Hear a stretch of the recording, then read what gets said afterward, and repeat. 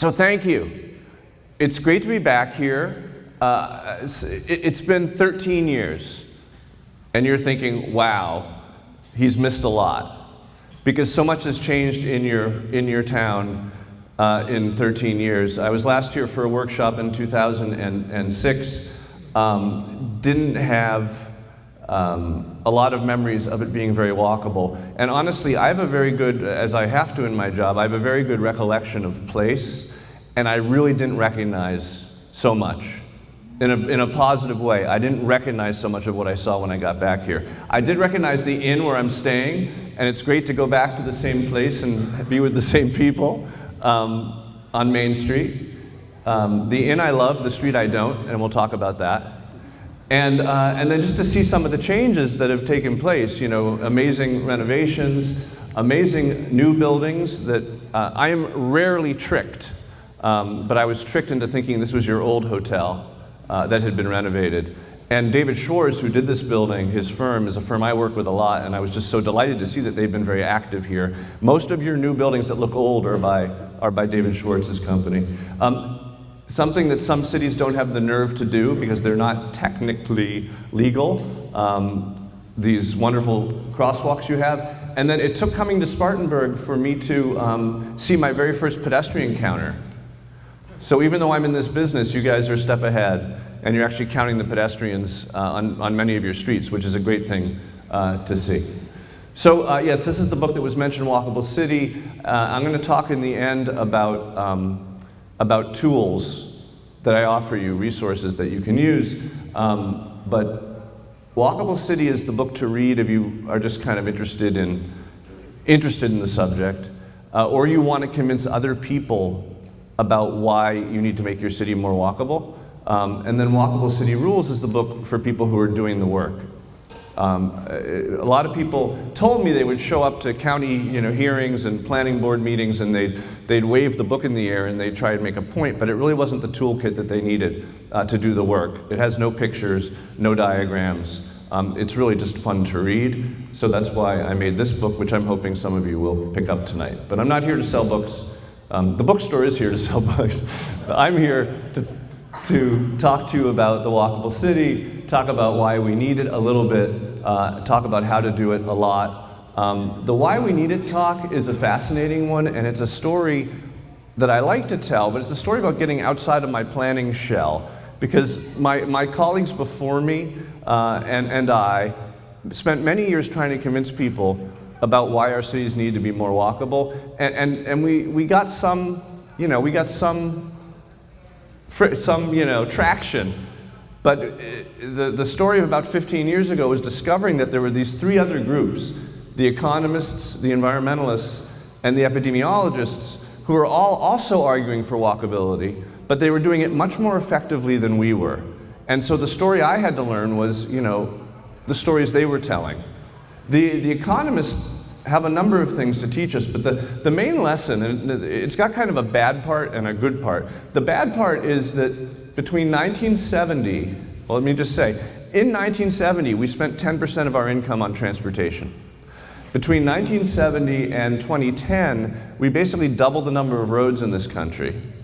And what we did was we doubled the percentage of our income that we spend on transportation. So we now spend 2 times as much of what we make to move around. And if you're poor, as defined by the federal government, you're spending 40% of your income just to get around, because we made a choice as a nation to tie ourselves to this way of getting around. The fact that you need to have this 2-ton vehicle with you wherever you go is about the most expensive way to move. That's the sad story. Of course, the happy story is that everyone wants to be in more walkable places. More walkable places attract more educated people. More walkable places are the places that corporations want to go and that talent wants to go. 64% of millennials first decide where they want to live. Then they move there, and only then do they look for a job. Very different from my generation, where we moved to the work. 77% of millennials, if you poll them, will tell you they want to live in an urban core.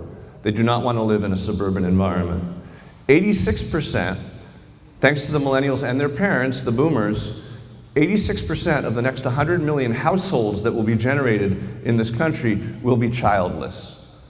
And the children, the family with children is what the suburbs were created for. 22% of households in America currently look like this. Well, not exactly like this, but 2 parents and at least 1 child. It's currently only 22% of the households.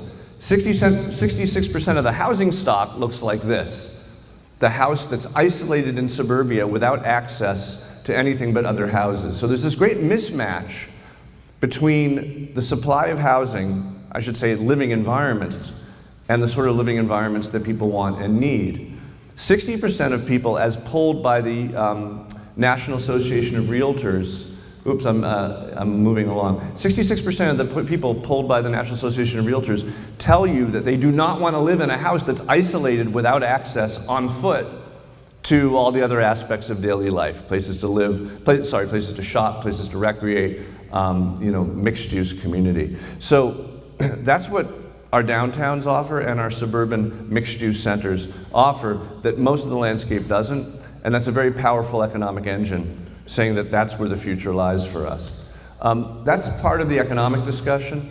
The environmentalist discussion is a fascinating one because the environmental movement in the US has historically been an anti-city movement.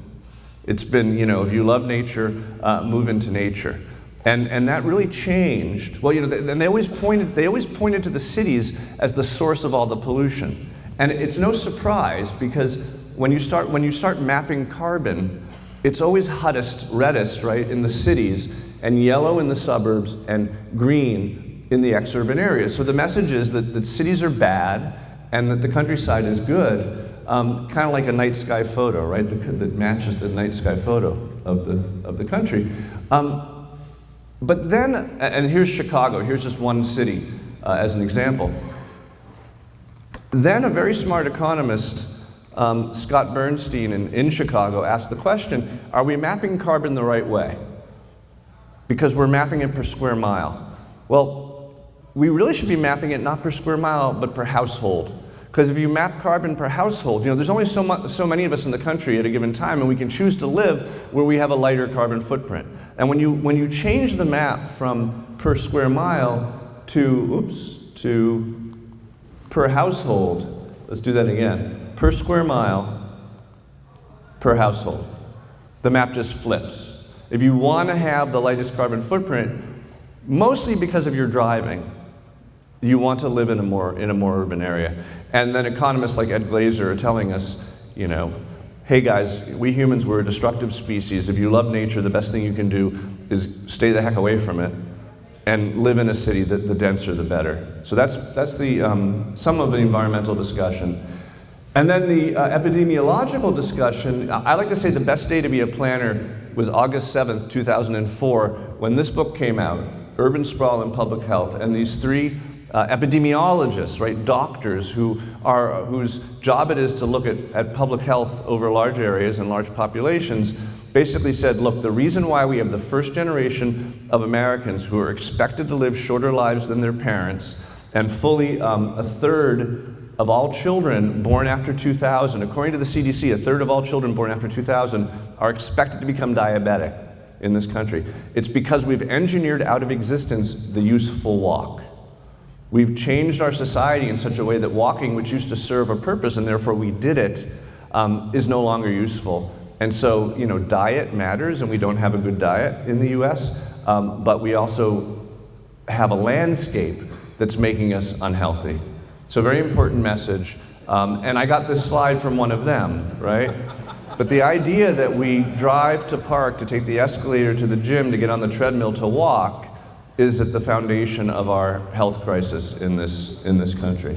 And then, of course, car crashes are a huge thing that we don't talk about. We take it for granted that we might die in a car crash, but we don't. What we should understand, of course, is that we do it a lot more than anyone else. Because we drive so much, but also because of the way our cities are designed, and I'll be talking about the details, because of the way our cities are designed, we have a much greater risk of being killed or permanently injured on the road. And that's particularly the case here in South Carolina. You're in the top 10, you're number 10. You're the 10th most dangerous place Oh, this is not for driving. This is for walking. So you're the 10th worst. You're the 10th worst state to be a pedestrian in. You used to be worse. So this is good news, I guess. You were 7. Now you're 10. Hopefully you'll keep declining. I'm not here to pick a fight with South Carolina DOT, but I will because I always do. But if you look at the states that are the most dangerous, and particularly Florida, which I know very well, the danger to these states is principally a function of how many of the streets are owned by the state DOT. Because when the state owns the streets, the cities do not have the ability to control them and make them safer in the way that they can when they own them. And also, as I'll talk about, state DOT engineers who are highway engineers, what they think makes streets safe is what makes highways safe. But what makes highways safe is actually, as I'll talk about, is the opposite of what makes city streets safe. And I'll talk about that some more. But that's an issue that you have to deal with. So that's a bit of the why. There's a 15-minute talk. My TED Talks were mentioned. I have 2 TED Talks. One of them is called The Walkable City, and that's a 15-minute version of this talk if you want to hear more about it. So that's why we need it. Let's talk about how to do it and what I call the general theory of walkability. The general theory of walkability says, in America, in which driving is so easy and so cheap, it's heavily subsidized, you don't pay the full cost of it by a long shot. The car's sitting there in the driveway between you and everything, for most people, because most of us own cars. In those circumstances, how do you cause people to make the choice to walk instead of drive? And the simple answer is that the walk has to be as good as the drive. But to do that, it has to do 4 things. It has to do all 4 of these things. It has to do them simultaneously. The walk has to be useful, as I've mentioned. The walk has to be safe. It has to be comfortable, and it has to be interesting. That's the structure of the major part of my books. It's the structure of my talk tonight. So I'm going to be going through each of these categories one by one and explaining a bit what that means. Some of it you'll know already. I think a lot of it you won't. At least some of it you won't, making my visit worthwhile. The reason to walk is a story I heard from my mentors. I spent 10 years working with Andre Swanee and Elizabeth Plater-Zyberk. The city manager mentioned the book Suburban Nation. The experience that many people had reading Suburban Nation, and about once a week someone tells me they became a planner because they read Suburban Nation, and they thank me, and I say, well, I'm sorry that you became a planner. But the real response is the experience they had reading Suburban Nation that made them want to become a planner is the experience I had listening to Andres and Liz for 10 years, and actually hearing a talk that Andres gave called Towns versus Sprawl, that I'm going to give you a small part of tonight, because he won't do it anymore, because he's always looking at the next thing, but I'm so fascinated by this conversation. And Andres used to give a different talk that was called The Story of Planning. And he talked about how, remember now, we're in the useful walk category. He talked about how in the 19th century, people were choking on the soot from the dark satanic mills, right? And the planners, who weren't yet called planners, said, hey, let's move the housing away from the factories. And the garden cities were created, and lifespans increased immediately and dramatically, and the planners were hailed as heroes. And we like to say they've been trying to repeat that experience ever since. So you have the onset of Euclidean zoning, the separation of the landscape into large areas of only single use. And this was taught in planning school for half a century, that the right way to plan communities is to have large areas with only one use in them. And we don't teach this anymore. We now know that it was wrong. But if I go to a place to do a plan, almost inevitably there's already a plan on that place, and that plan looks like this. So there's a ton of planning we have to undo. Now, I was an art history major in college, and they say that's not the most lucrative choice to make. But I can tell you, you don't want a Rothko, you want a Seurat. Right? Rothko was the blob guy, right? And Seurat was the pointillist. And the more pointillist your plan, the more confetti-like and fine-grained the zoning, the more walkable it's going to be, because different uses are adjacent, near each other, or on top of each other. And this map of New York City, actually that red color that you see in the middle here, that means vertically mixed use. So this is not actually a zoning map, it's just a land use map indicating what's already there. But you want to zone not by use, if you can at all, but by form, by the shapes of buildings. And I'll be congratulating you a lot tonight, but the first thing I have to congratulate you about is that your downtown, I'm sure many of you know this, but Spartanburg's downtown has the first form-based code for a downtown in South Carolina. And you can see the impact that it's had. But zoning not by use, but by form. Now out in your suburbs, it's a different story, and we'll talk about that. But before I do, I want to mention kind of the fundamental new urbanist argument, which Andres taught me and I try to teach other people, is to understand that there's only two tested ways to make community. And I'm talking now about the creation of new community, which in your suburban areas, in your exurban areas, in the county, is happening every day.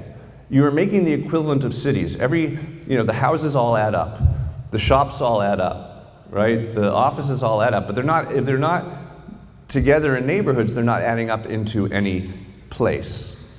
So there are only two tested ways to make community throughout history, across cultures. One is the traditional neighborhood, and the other is suburban sprawl. Right? There's a million ways to make a city, but there's only two ways that we've made cities like this by the thousands.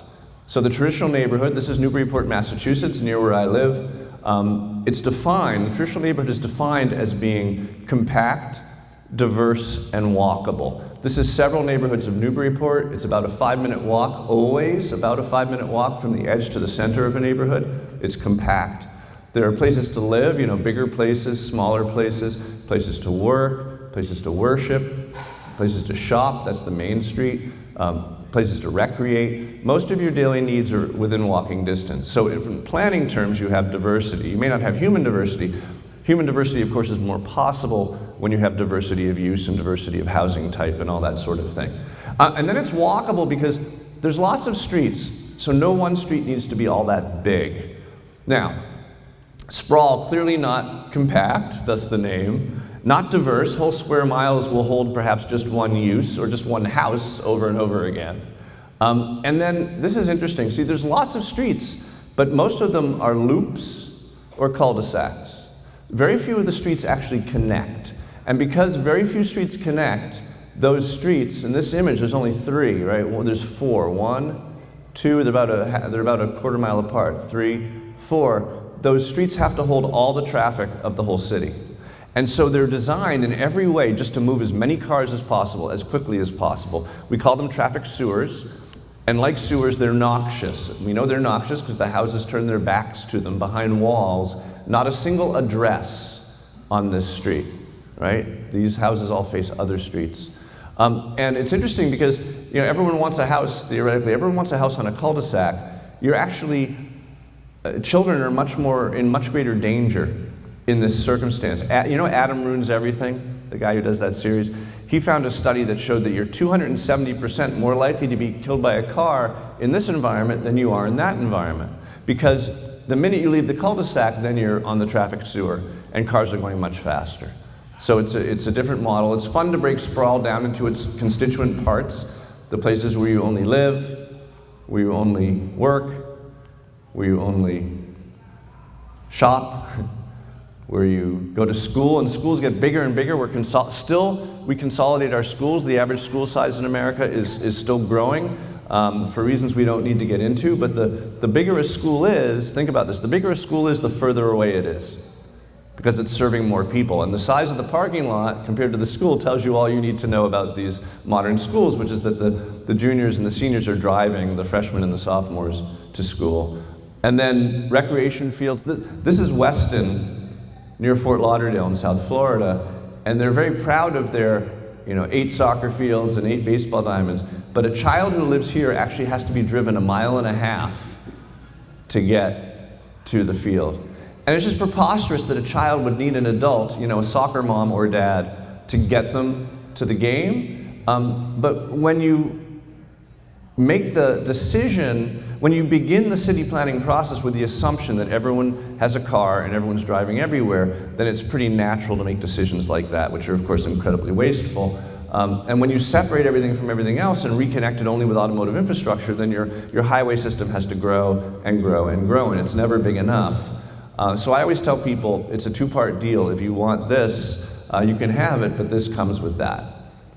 The same poll that said that 60% of people want a house that's mixed with other things also said that only 10% of Americans now want a house that's isolated from other uses like these. So people used to think this was the American dream, but for most people it isn't anymore. So the absurd amount that we spend on our horizontal infrastructure, so you never have to sit 2 cycles at a light, right? Because the environment that results is so banal and mind-numbing that if you're stuck there for more than 1 light cycle, you just want to kill yourself. We can't let that happen. The experience can be very disappointing. Walter Kulash took this picture. It's not Photoshop. It's hard on families. The longer your commute, the more likely you are to be divorced because of the stress it places on families. Driving can be a real drag. There we go. Driving can be a real drag, and being a pedestrian can be worse in these environments. So, these are the 2 models. And when it comes to the county and just areas around the city, if you only remember one thing from my talk tonight, remember this image, which is basically to say that it's the same stuff, right? It's housing, it's shopping, it's offices, but how big is it? How far apart is it? And is it a nice network of streets, or is it just one big street running through the middle? I hope we don't lose our projector tonight. I didn't put on my list that the projector had to work, but I hope it does.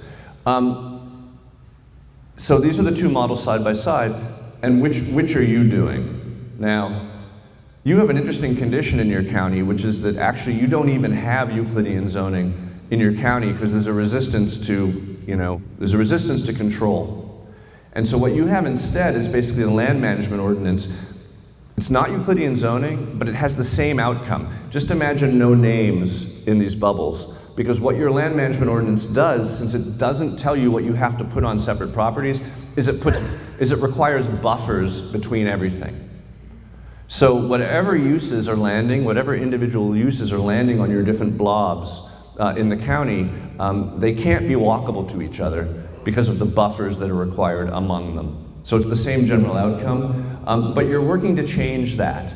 And already your southwest sector that you see in the center here, so about 1/5 of the county, is receiving performance zoning. And I don't know the details of the process that you're going through, but I understand that it's being done well, and it gives me optimism that we could start to see some better outcomes in the county. Now, when it comes to the city itself and this first category, the useful walk, it's a different conversation. Essentially, you have to ask yourself, of all of these uses, and there are others, but these are the principal uses in your city, of all these uses, what use is missing or underrepresented? In most downtowns and downtown areas, it's housing. Now, I should interrupt myself to say, why am I talking about the downtown? The downtown, I'm going to be talking mostly about downtown Spartanburg, but most of what I have to say is about any of your main streets, whether they're in the heart of the city or in a surrounding town or elsewhere. It's basically the places where you have pre-war urbanism, so not automotive-oriented urbanism, and you have places that aren't just housing. And the main place that happens is in your downtown or your downtowns.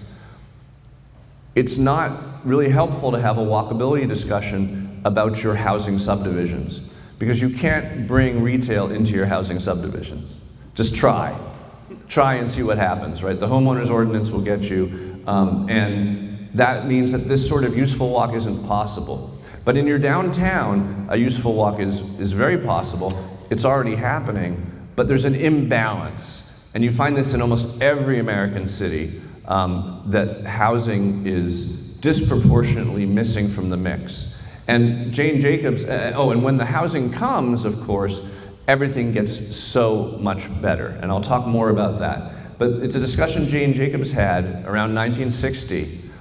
She wrote the best planning book ever, The Death and Life of Great American Cities, around 1962. In 1960, she asked the question, why in Wall Street, where 400 people show up every day, why is there no good restaurant, no great restaurant, and no great gym on Wall Street? And the answer is what she called time spread. A great restaurant or a great gym needs not just a lunchtime crowd, but a dinner crowd. So when you have the people that start to be there 24 hours, both for working and for living, that's when everything else gets better. And that's the goal that we have for our downtowns. So you've been making great strides. You have new housing, larger buildings. You have renovations, this awesome one with the 2 extra stories of housing on top. There's a few of those coming in. And then you have new sites that you're actually developing with hundreds of units of housing. And it's all adding up. And by the way, this is, I don't know what it is about Spartanburg, but you seem to be getting the best architects. So I mentioned David Schwarz. This is Tordy Gallus, a fantastic firm out of DC. This is going to be about 200 units, all told, up in this area here beyond the amphitheater. And it's gorgeous, and I'll talk more about it. 1,000 units tends to be the threshold within a 5-minute walk. If you have the retail experts I work with who actually lease up retail tell us that once we get 1,000 units within a 5-minute walk of a downtown core, there's a ton of businesses that want to be there and sell things like supermarkets and other stuff. So you're getting there, you're probably going to be there around 2025, which in planning terms is tomorrow. But you need to work hard to get there and not lose the momentum you currently have, which is quite strong. Here's another question. In your downtown, think about the useful walk. What use is underpriced and therefore overrepresented? And that answer is parking. And here's where we say, you actually do have plenty of parking in your downtown. And what we find in most downtowns is it's not a question of supply, it's a question of wayfinding, it's a question of sharing parking among different uses, and just pricing it properly. So this is Donald Shoup. Has he spoken here? He's going to come, I think next season, he'll be speaking in Asheville, and when he comes to Asheville, have him come here and talk to you guys as well. He's the Dean of American Parking. He's figured it out. Unlike everyone else before him who's asked one question about parking, which is how can we have enough? He asked the question, how can we provide, design and manage parking in our downtowns so that our downtowns thrive? And he's figured it out. I'm not going to spend a lot of time on it because he should do it. But the one very key thing is to allow the market to function, which means price parking based on its value. Here you see one of the very first downtown parking plans. It's from Redwood City, California. And you can see that the main street, it costs more, and those cross streets cost a bit less, and then the further out streets and the lots cost even less. Because you want people parking, you want to have space available every curb block, every curb face, you want to have one space available. He estimates at about 85% occupancy. I always say, Daddy Warbucks should be able to find a spot near the Furrier. And that means pricing the parking in a way that people go to the lots first. Now, is your on-street parking free? Yes. But your lots cost money. So you're doing it backwards. And you don't charge after 6 when people want to be in restaurants and on Sundays, for example.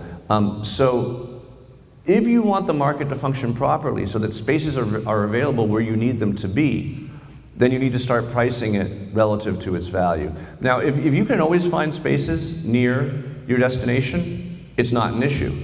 But there's going to become a point, if you're not there yet, there's going to become a point where you're going to want to park your pricing more effectively. So I'm preparing you for that. It's a hard transition to make, and the merchants hate it. And the merchants will say, if you charge for parking or you charge more for parking in front of my business, I'm going to lose all my business. Everyone's going to go to the mall. And that's why another of Donald Shoup's rules is called the Parking Benefits District. And the parking benefits district is how you convince the merchants. It's also a great thing. Your meter money makes a difference in old Pasadena. Donald Shoup and his team single-handedly brought Pasadena back from a very unpleasant place to a really successful place by charging more for parking. But the way they got away with it was by having every extra dollar that was earned go to the sidewalks, the trees, the storefronts, even the back alleys, which were once alleys in old Pasadena, are now a pedestrian network of lovely places to hang out. And it's created this virtuous circle where the nicer it gets, the more people want to be there, the more people come, the more they end up paying for parking, and the more money they make, and then they make it nicer and nicer. So that's something to do as well. I'm finishing this first category. The first two categories are pretty long, the last two are very short. Transit is a super important part of the useful walk. And I always like to say, you can have a perfectly walkable neighborhood without transit, but a walkable city means having good transit. Because if you don't connect the walkable parts to each other, then everyone will drive among them, and then everyone who can will buy a car and drive everywhere. And then the city, of course, the more people drive, the more the city shapes itself around people driving. So it's important to make sure transit and good transit is a part of your picture. And part of your transit picture is bike share. You should think of bike share like transit. You should subsidize it like transit. You have, congratulations, number 2, you have the second, after Miami, which doesn't really count because that's in Latin America, right? After Miami, you have the largest and first large bike share in the US here. So again, people in Spartanburg are really at the tip of the wave. And you've got dockless and you've got docked bikes. And I think it's good to experiment. My feeling is that the analogy docked bikes to dockless bikes is like comparing rail to buses. The docked bikes give that sense of permanence. You know where you're going to find them. And actually, I think it's a preferable solution. It's much more institutional. The dockless systems have been less reliable. So I would push you more towards the docked solution. But just know that it's a great thing you're doing. It's important.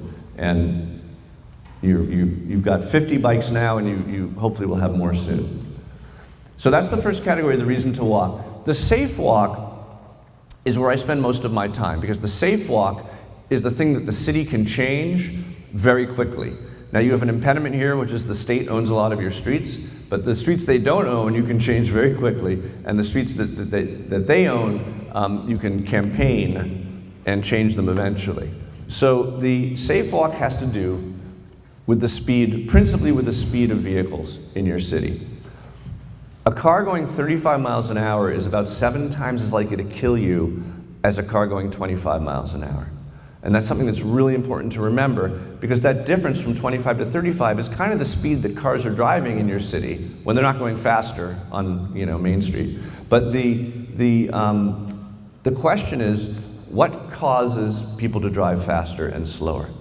And this is where highway engineering and street engineering diverge. Think about how you set your speed when you're on a highway. If you're like me, you look for a speed limit sign, you read the speed limit, then you set your cruise control for 9 miles an hour over the speed limit. Right? But your speed is based on the speed limit, and because your speed is based on the speed limit, everything you can do to make the streetscape more forgiving makes it safer. Wider lanes, no parking, no trees, one-way travel, all those things make streets safer when the speed is a constant. But think about how you set your speed when you're driving in a city. You don't look for the speed limit sign. You look around and you see how safe you feel driving. And your speed is a function of your environment, and frankly, it's a function of the friction that's caused by narrower lanes, street trees, parallel parking, two-way traffic. So I'm going to run through maybe 8 different things. There's about 20 different things, but I'm going to run through about 8 different things that make cities safer, that don't make highways safer, which is why when you're working with the state DOT, you have to make sure that they are using these criteria and not their conventional highway criteria. The first is block size. This is Portland, Oregon, famously walkable, famously 200-foot blocks.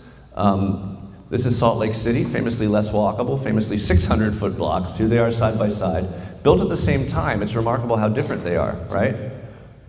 A 200-foot block city can basically be a 2-lane city. Salt Lake City is a 5- and 6-lane city. Because the blocks are so big, that's required. This is my family, or part of my family, crossing a street in Salt Lake City where they give you these flags and buckets that you're supposed to pull out and wave as you cross so that you're not mowed down while you're walking across the street. Here's a study of 24 different California cities. As you double the average block size, the number of fatal crashes not on highways quadruples. So you want small blocks. And here's where we look at your downtown and say, wow, that looks pretty good. In fact, look at this. I mean, Portland's the extreme, right? And you're not that far off of Portland. So you've got a good foundation for being very walkable downtown. Go a bit further east and it breaks apart, or I should say it kind of falls apart into larger blocks. These are more like 500-foot blocks. I'm sure this is a less walkable part of your core. But the heart of your city and most of your surrounding suburban areas in town have nice small blocks, and we say, okay, you have good bones. Let's move on. Next. The next issue is, click, of course, as I implied, the number of lanes. Do you have more lanes than you need in any of your streets? It's pretty easy to figure that out. This is Oklahoma City, where Prevention Magazine, in their Best Walking Cities issue, named them about 10 years ago the worst city for pedestrians in the entire country, which can't be true. But the mayor came to me and said, what do we do? And I said, let's do a walkability study. So we looked at the car counts in their urban core, their 40-block downtown core, and we know, every engineer will admit that a 2-lane street can handle 10,000 cars per day without turn lanes. 2 lanes, 10,000 cars per day. So here were the streets in their downtown core that were all like 4 to 6 lanes, 6,000, 4,000, 5,000, 9,000 cars per day, and they were designated as arterials in their plan, and they were supposed to be rebuilt 4 to 6 lanes wide, 10,000, 8,000, 5,000, etc. So a street like this that could have been 2 lanes was 6 lanes. And fortunately, when I finished my walkability study, Devon Energy came to town, put this 50-story building here, generated $200 million in tax increment, and they said, what can we spend those $200 million on? And I was one of a group of people who convinced them to rebuild every street in their downtown core from building face to building face. And they did, and my job was to redesign the curb to curb of all those streets. And I was able to double the amount of, so I made the streets the size that their traffic asked them to be, and no larger. So we doubled the amount of on-street parking. We introduced a bike system, bike lanes. There was no bike lanes. A typical street goes from this to this. Here it is under construction. This street became that street. You can see the bike lane. And basically, this is what you do if you have money, right? You build it. You may not have the money, and that's why I say don't rebuild, restripe. Oklahoma City is one type of solution, but most places I work in are more like Cedar Rapids, where Cedar Rapids actually had no money to spend. And so we just made a new plan, and as the streets came up for repaving, we remade them. Just street by street, and now that downtown has been remade as well, but only with a top coat and paint. So you have a number of streets, most notably CONVERSE Street, that has more lanes than the car counts would suggest, and you're probably aware that CONVERSE Street is slated for a road diet. It's moving forward to include a lovely, this is the existing conditions you see here. It's 5 lanes, but it certainly doesn't need to be based on the car counts. And the plan, which you are moving forward with, is to make it 3 lanes with a protected cycle track on one side, which is fantastic. Now, there's an easier solution though. It's very hard to convince folks, especially DOTs, to reduce the capacity of streets. This is called the classic American road diet, and it's a much easier argument to make because it doesn't reduce the capacity of a street. When you change a 4-lane road to a 3-lane road, amazingly, it does not lose any capacity. Clearly, when you eliminate a crash opportunity down from 6 possibilities to 3, you make the streets safer. And no one's surprised by this information. But people are very surprised by this, which is a study of 21 different streets that were road dieted from 4 lanes to 3 lanes. The car counts after are the same on average, a little higher actually, than the car counts before. Because a 4-lane street is a super inefficient street. And so it's a win-win-win. You get 10 feet or 11 feet or 12 feet to do something different, like a bike lane. You make people a lot safer and you save lives, but you do not reduce the capacity of the street. I also want you to notice these numbers. 22, 20, 16, 18, 21, 18. So a lot of cars per day. And I want you to remember those numbers. Now, this is one of your 4-laners. You've got a bunch of them. Union Street's a 4-laner. Kennedy Street is a 4-laner, and it's been proposed already by you guys for a 4 to 3 road diet that would introduce a bike lane. And then there's in front of my hotel, Main Street, which is this massive 4-laner, and it's totally ready to go. And I know there's a longer story about why it almost happened, then it didn't happen, but now it can happen again. And for many people, this is the gateway into downtown, right? East Main. And that's totally ready at 4 lanes, again, to be a 3-laner. Twice as safe, room for bikes, and just as many cars per day. After the number of lanes, the next thing I like to mention is the width of the lanes. Andres Duany used to show this slide, and he'd say, the typical road to the typical subdivision in America is now wide enough to allow you to experience the curvature of the earth. And it's true.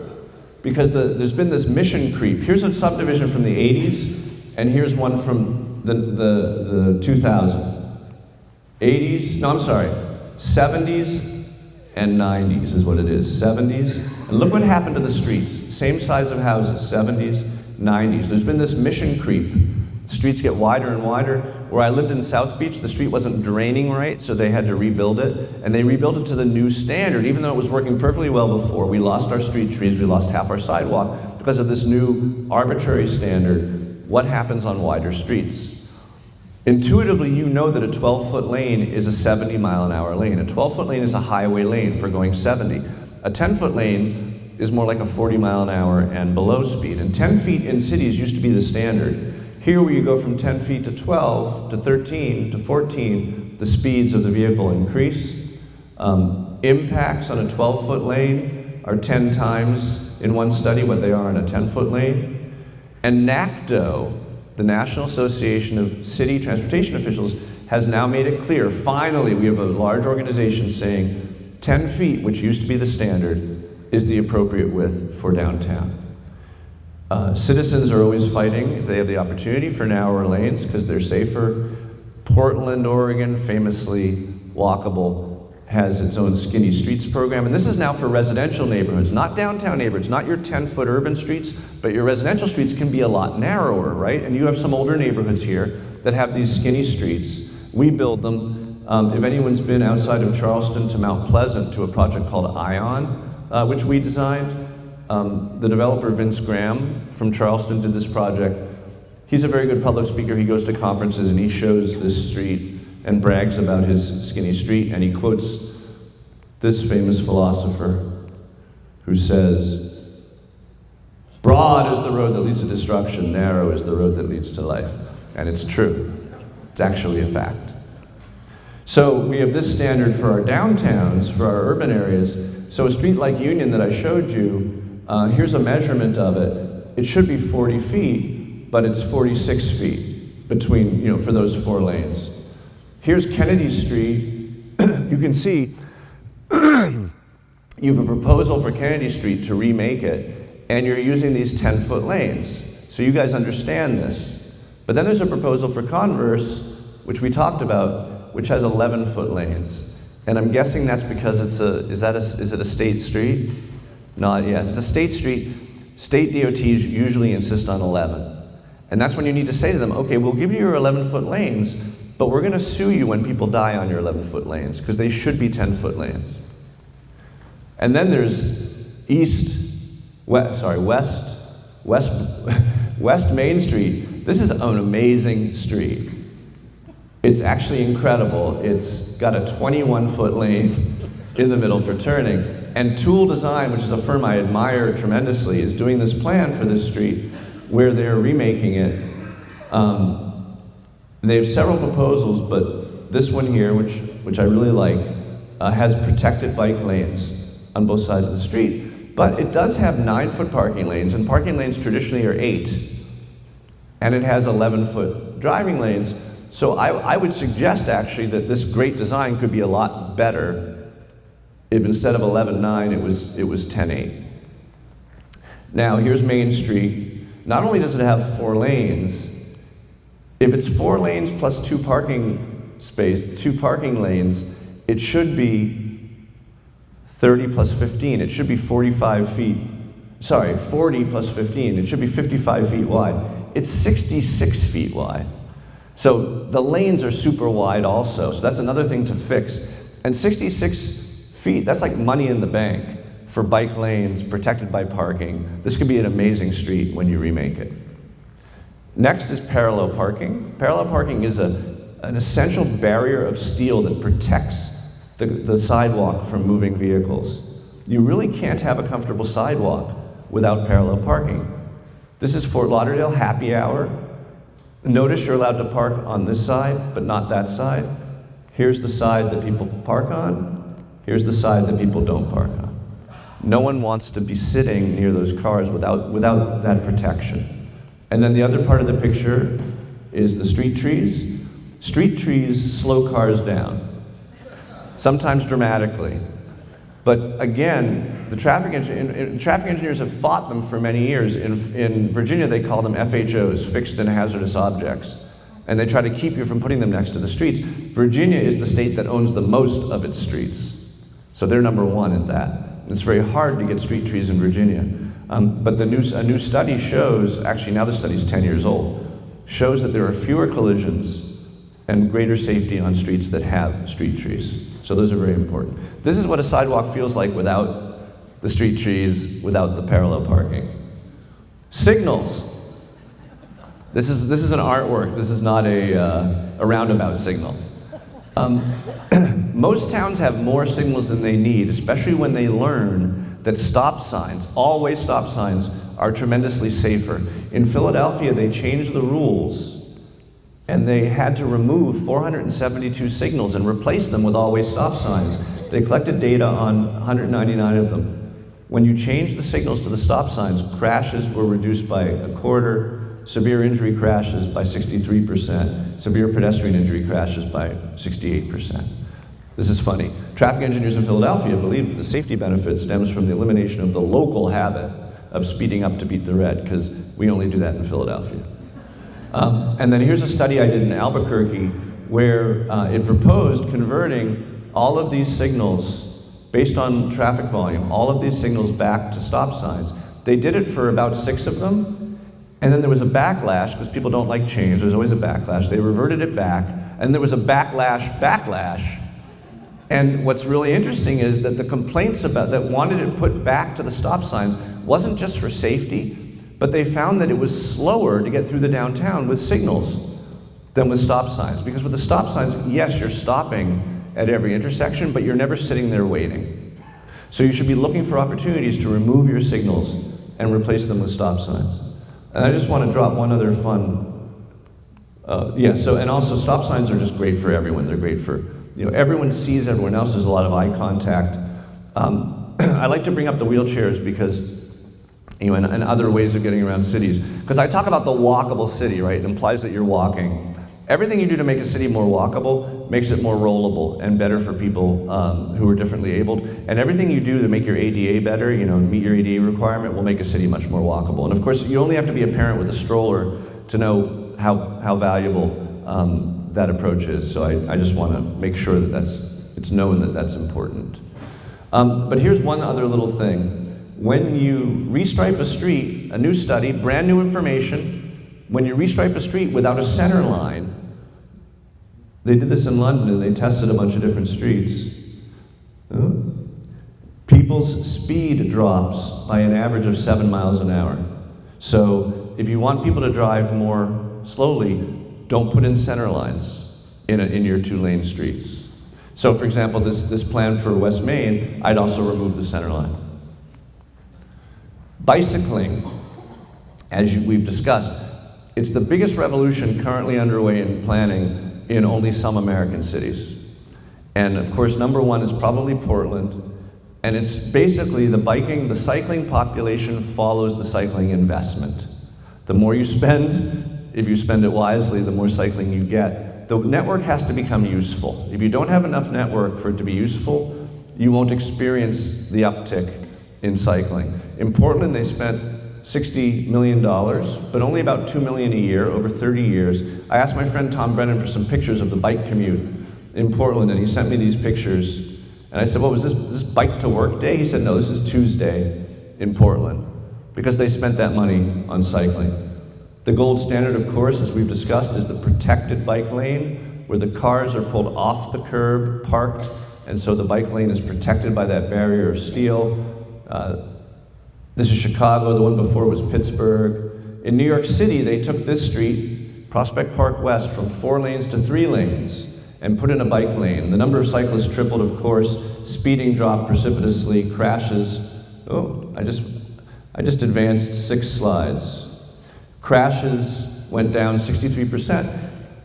Interestingly, the street handles as many cars per hour as it did before on 1 fewer lane, because people were just speeding from red light to red light. So sometimes you can reduce capacity and still have the same flow. Now, this being New York City, of course, there was a grinding 5-year lawsuit, but eventually the bike-hating NIMBY trolls grudgingly surrendered to reality. And I show this picture to contrast it with this picture, and just the idea that no one wants their daughter in the door zone. But it's more than that. What I've found, particularly in Boston, where we have a lot of both types, with Uber, Lyft, Amazon, UPS, there's always something or somebody in the bike lane, blocking the bikes, making them swerve into traffic. People are always putting stuff in that lane. And so that's another reason why we need to protect the bike lanes. There's also this idea, people put sharrows in a lane and say bikes are welcome. In fact, the studies now show that sharrows are more dangerous than having nothing. So I don't recommend the sharrow solution. I asked my Twitter friends to give me a new sharrow symbol that recognized the new data. And one person did this, but the winner of the contest was the prayer-o, appropriate for a church. A church. So I like to say it's not a cult. This is the blessing of the bikes in New York City. Urban cycling is not some weird thing. This is what people used to think of as the typical cyclist, the mammal, the middle-aged male in Lycra, right? But this is your audience now in cities. And interestingly and importantly, statistically, this is actually your audience. The interesting data, because people think of biking as this elitist activity for well-off people who bike to get to work, fully 39% of them are from the poorest 25% of our population. So an investment in cycling is an investment in equity. You need to remember it's helping people who need help. So thank you for that. And then, of course, you've got your plan for Converse Street, which looks to be fantastic, a protected cycle track. And you've got Church Street, which is a state road, and the state is being very reluctant to let you do anything on Church Street. And what I heard from one of the locals here is that they can probably reduce the number of lanes on this busy 5-laner where people are getting injured regularly moving from the parking deck to the Social Security building, that they can get permission to reduce it if the car count is less than 10,000 cars per day, which it may be or it may not be. But I want you to remember this chart, which tells us that a 3-laner, which is what we want to reduce it to, we want to reduce it to 3 lanes, a 3-laner can handle 18, 15, 23, 17,000 cars per day. And they're insisting that it be less than 10 in order to make it 3. If we make it 3 lanes, it can handle twice 10. So that's how divorced from reality your state DOT is, and why you need to push back and fight.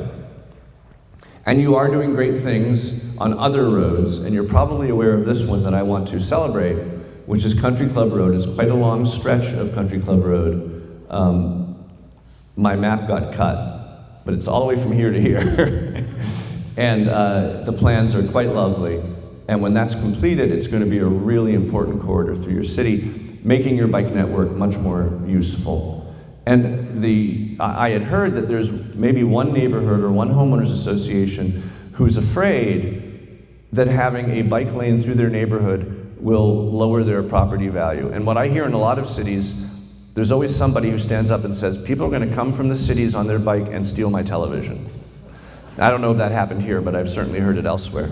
The data, and this is Rule 56 from my book, says turn existing corridors into bike paths, and it shows the data very clearly that a nearby bike path is likely to have a significant positive impact on a home's property value, about $8,800 per home. Also, properties adjacent to bike paths sell 32% faster in Boulder, Colorado than 1,000 yards away.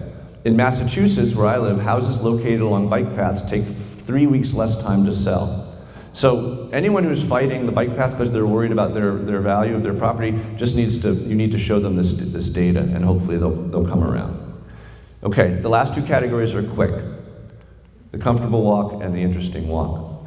The comfortable walk is a little counterintuitive because we all love wide open spaces. But in fact, we're most comfortable in spaces that have good edges. The evolutionary biologists tell us that all animals, humans among them, we seek two things at once. We seek prospect and refuge. We want to be able to see our predators before they attack us, and we want to feel that our flanks are covered. And if we don't feel that our flanks are covered, we actually don't feel safe, which is why a plaza is only as good as its edges, a street is only as good as its walls, and we like to have well-shaped spaces. 1-to-1 is the Renaissance ideal, 3-to-1, great. Beyond 1 to 6, you don't really feel enclosed anymore, and it's not a good space. So, 6-to-1, Salzburg can be absolutely delightful. The opposite of Salzburg, of course, is Houston. But this is an old picture of Houston. Houston's doing a lot better, but I like to show this to remind us that it's principally the surface parking lot that's destroying this sense of comfort in our cities. And so you have great spaces like this part of Main Street, so beautifully shaped, and then you go a little bit further and you don't really want to walk there anymore because you lose that edge with the parking lot. And then your downtown is really sweet for walking around for a number of reasons, but you have this lovely kind of triangular space here, also on Main Street, that's so well shaped. Except when you get down here, this little missing tooth. It gets narrower and narrower and narrower, but then it accidentally opens up again. And that's something that we want to. We've already fixed this one with that beautiful new hotel. This, I think, is the next spot that needs our attention. And of course, what a lovely space approaching your city hall because of its shape and detail. Where was I going with that? Oh yeah, so here's the experience of being on West Main and well-contained, and then going by that parking lot. And then finally, the interesting walk. We humans are among the social primates. Nothing interests us more than other humans. We need signs of humanity or we're bored and we'll turn around and not keep walking. So, we talked about 1-to-1 being the Renaissance ideal. This is 1-to-1. This is a street in Grand Rapids, a very walkable downtown, but no one wants to walk on this street because, when one side of the street is an exposed parking deck and the other side is a conference facility apparently designed in admiration for that parking deck, it's just boring. We don't want to be bored. So, we learned from Mayor Riley in Charleston it only takes 20 feet of building to hide 200 feet of parking. And of course, there are other versions of this. I call this the Chia Pet Garage in Miami Beach with preserved Art Deco buildings there. And you have, like every city, don't feel bad, like every city, you went through a period, you went through an era where you exposed your parking decks. Hopefully you have a rule now that you won't do that anymore. Most cities now have this rule to put it behind some housing, or if it's a retail area, put retail underneath it. But there's always a good way to hide the parking.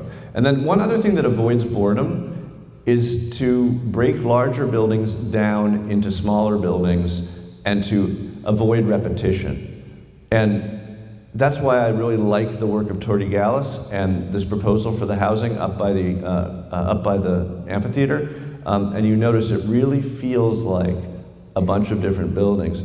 These are at different grades, so they probably are separated. This building probably all shares one hallway, but they've made it look like a bunch of different buildings, and that's a technique that we use all over the country. Blank walls are a problem. I used to work at the National Endowment for the Arts. I ran the design discipline there. We gave a lot of money away for public art. I began to believe very strongly that public art needs to fill a remedial role. It needs to remedy places that otherwise would be too boring to walk through. And so you got to look for your blank walls where you can't do something better. The edges of your parking deck, which you can't hide. And that's a place where I would invest my public art budget. I'm sorry to do this in a church. This is the American version. Here's a European version. But take good care of it. Sorry. Okay. So you're doing some of this yourself, but I do think that this is an area where you could invest a lot more, is in public art on your blank walls. So that's everything. You need to do all four of those things. I want to end with another issue, though, which is that you're becoming a different city. I think you know this. The change that I've experienced in the 13 years since I was here last is remarkable. You're riding a wave that most American cities are riding, but you've made a bunch of great decisions, which means that you've got like a really good beach, You're riding a Hawaii wave and not a Long Island wave. And you're about to hit in a few years you're gonna hit the 1,000 units downtown. You're gonna start getting a lot better stuff downtown. You're about to start having rich city problems. I know that gentrification and displacement is already a concern, but it's going to become a much bigger concern. There are already people in the city who understand this, and they're working on it. It's just really important to acknowledge that displacement happens, that displacement is the natural outcome of good planning. And it's the great quandary that we planners face, is that we try to make places better. So when you make them better, they become more valuable, and people can't afford to live there, and they have to leave, and that's wrong. And so we have to take steps to limit that. And there are steps to limit that. There are tools available. Unfortunately, because of your state legislature, not all these tools are available to you. But you need to be creative and use all the tools that you can and invest in these tools. And in this Rule 14 of my book, Fight Displacement, I mentioned 4 of these tools. Number 1 is to create a community land trust, which is often a nonprofit and not a city thing, but it's a nonprofit thing. I know there's a lot of wealth in this community. If this community wants to retain its less wealthy people, then the wealthy people should feel some sense of obligation to help support these efforts, such as a community land trust. A program that you have to a limited degree is a down payment assistance program, where you're trying to turn renters into owners. I've worked with several of those that were very effective at getting people who are renting in improving neighborhoods to become owners. But then you're an owner, and your taxes start to go up because your property becomes more valuable. In many states, we can offer property tax freezes. I don't think you can, but you can find other ways to help people stay in their houses as the taxes increase with balancing subsidies. And then finally, the number 1 thing you can do, which you're doing, is to just provide so much new housing with city help, right? And the city is helping people put more housing downtown. Provide enough new housing that the supply helps to balance out, and the supply and demand curves meet in a place where housing remains attainable. But I really want to bring this up because, cities often just don't think about it, and it needs to be very front and center that as you improve, if you don't take these measures, you will find that the city is not available to half of you. So that's where I'm ending. I'd like to leave you with these resources, the books I mentioned, which I'll be signing out back, the TED Talk I mentioned. There's another TED Talk which is more like the talk I gave you tonight about how to do it. So those 2 talks are available. And then finally, because some of you might be junkies, I teach a 2-day course at Harvard every summer. That's 2 days of this. And people come from all over. I know it's not cheap to get to Boston. It's not cheap to go to this course because it's Harvard and they charge a lot of money. But when you're done, you get a piece of paper that really makes it look like you graduated from Harvard University. So I think it may be worth it. And that's everything. All these resources you can find at my website, which is just my name.com. And I know I've run over. I apologize for that. I really thank you for your attention, and I will meet you out at the book table. Thank you.